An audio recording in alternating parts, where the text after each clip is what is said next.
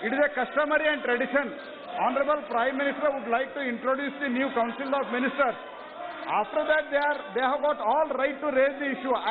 With folded hands, I appeal to them.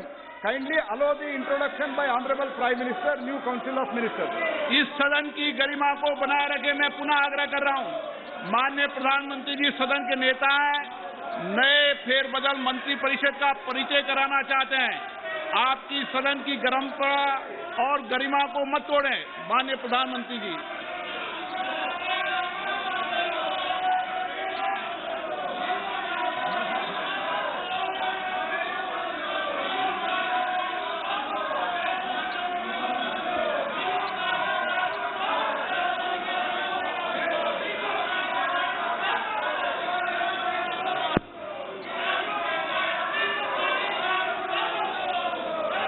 माननीय अध्यक्ष जी,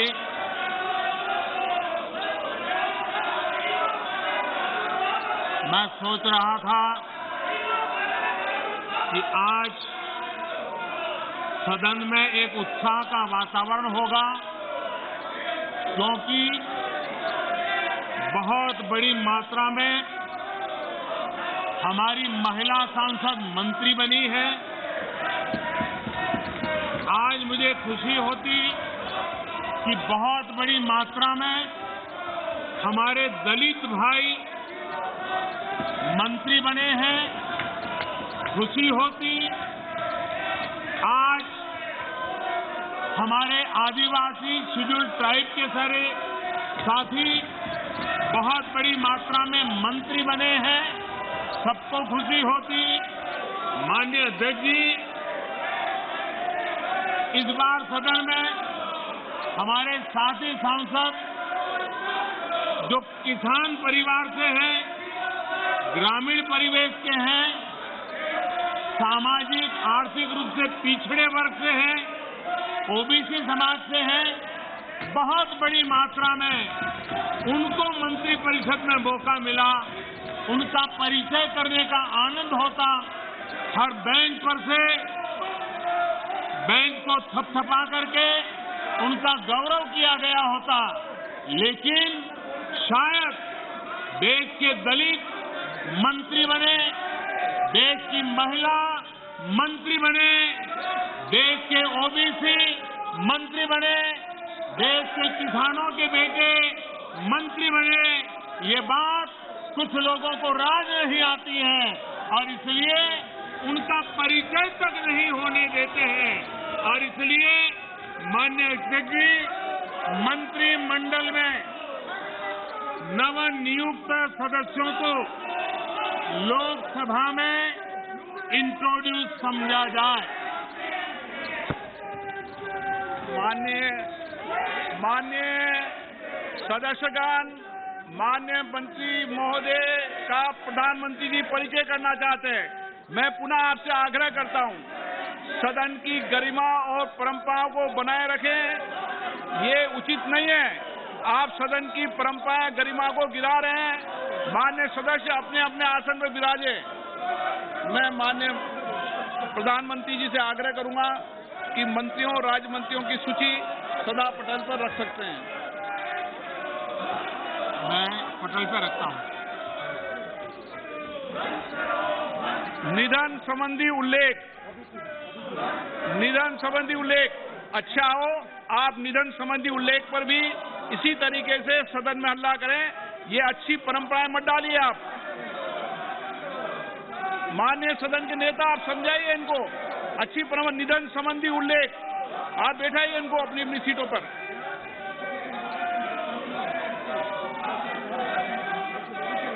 वो भी चलिए बिठाइए ना आप। माननीय सदस्य, आप सदन की गरिमा को गिरा रहे हैं, अच्छी परंपराओं को तोड़ रहे हैं।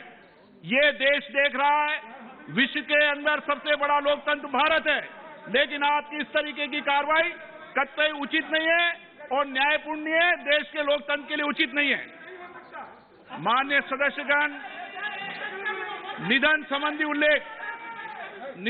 उल्लेख, माननीय सदस्यगण, मुझे अत्यंत दुख के साथ हमारे 40 पूर्व साथियों के निधन के संबंध में सभा को सूचित करना है। श्री स्कारिया थॉमस 6वीं और 7वीं लोकसभा के सदस्य थे, जिन्होंने केरल के कोट्टायम संसदीय निर्वाचन क्षेत्र का प्रतिनिधित्व किया। श्री थॉमस का निधन 74 वर्ष की आयु में 18 मार्च 2021 को कोच्चि में हुआ। श्री हरि नारायण प्रभु 10वीं लोकसभा के सदस्य थे, जिन्होंने गोवा के पणजी संसदीय निर्वाचन क्षेत्र का प्रतिनिधित्व किया। वे इससे पहले 2 कार्यकाल के लिए गोवा, दमन और दीव विधानसभा के सदस्य और गोवा विधानसभा के सदस्य भी रहे। उन्होंने गोवा, दमन और दीव सरकार में मंत्री के रूप में भी कार्य किया। श्री हरीश नारायण प्रभु का निधन 85 वर्ष की आयु में 20 मार्च 2021 को पणजी में हुआ।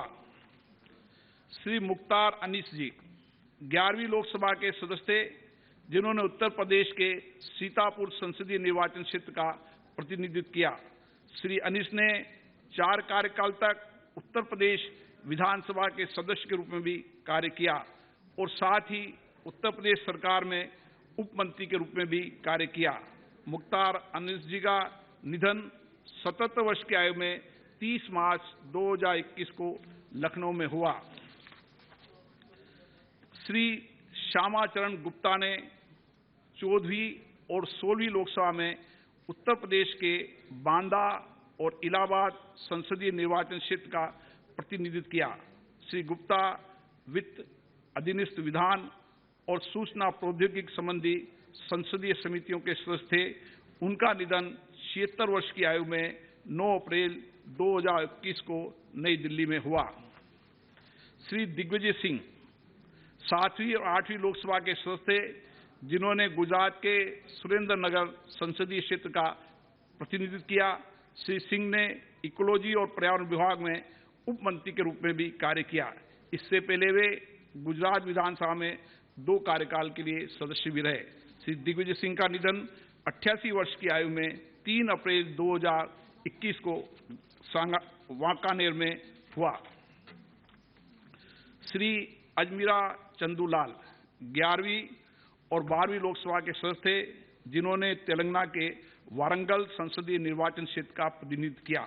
श्री चंदूलाल मानव संसाधन विकास संबंधी समिति और श्रम कल्याण संबंधी समिति तथा एमपी लेड संबंधी समिति के सदस्य थे। वे इससे पहले 2 कार्यकाल के लिए आंध्र प्रदेश विधानसभा के सदस्य थे। उन्होंने आंध्र प्रदेश सरकार में मंत्री के रूप में भी कार्य किया।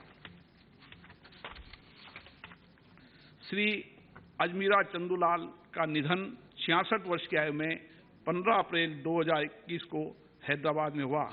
श्री बची सिंह रावत 11वीं, 12वीं, 13वीं, 14वीं लोकसभा के सदस्य थे, जिन्होंने उत्तराखंड के अल्मोड़ा संसदीय निर्वाचन क्षेत्र का प्रतिनिधित्व किया।